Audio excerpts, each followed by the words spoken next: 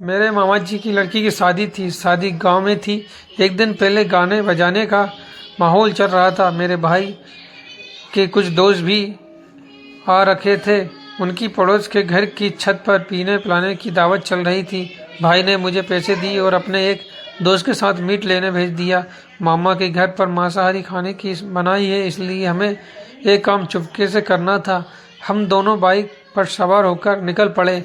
सड़क बिल्कुल सुनसान थी। वह बाइक की लाइट के अलावा कोई रोशनी नहीं थी। वापस आते समय घर से करीब 1 किलोमीटर पहले हमारी बाइक रुक गई। काफी कोशिश करने पर भी चालू नहीं हुई। हम चीख कर बाइक ले जाने लगे। कुछ ही दूरी पर हमें एक बूढ़ा आदमी दिखा। वह हमारे पास आया और कहने लगा, थोड़ा मीट दे भाई। पहले तो गुस्सा आ रहा था, उसकी बात सुनकर और गुस्सा आने लगा। भाई के दोस्त ने चिढ़कर कहा, तेरे बाप ने खाया है कहीं मीट, चल भाग यहाँ से। आदमी ने फिर से मीट मांगा, मगर हमने उसे धमका कर भगा दिया।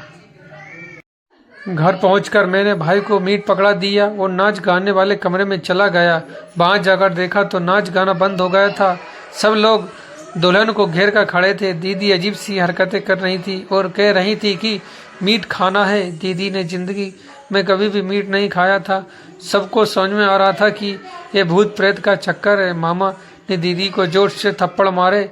दीदी ठीक हो गई, मगर मामी अजीब सी हरकतें करने लगी। ये सिलसिला चलता रहा। भूत एक को छोड़ता तो दूसरे पर लग जाता। सब भूत को समझाने लगे। इस घर के लोग मांस मछली छूते तक नहीं, पर भूत ने बताया कि इस घर के कुछ लोगों ने मीट मंगाया है और मेरे मांगने पर मुझे नहीं दिया। ये सुनकर कुछ कुछ बात मेरे समझ में आने लगी।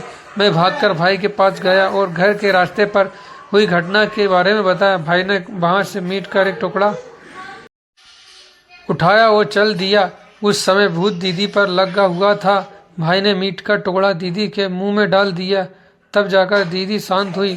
थोड़ी देर बाद वह सब सामान हो गया और सब अपने अपने काम में लग गए, मगर मामा थोड़े गुस्से में लग रहे थे। शायद वह भाई पर गुस्सा थे।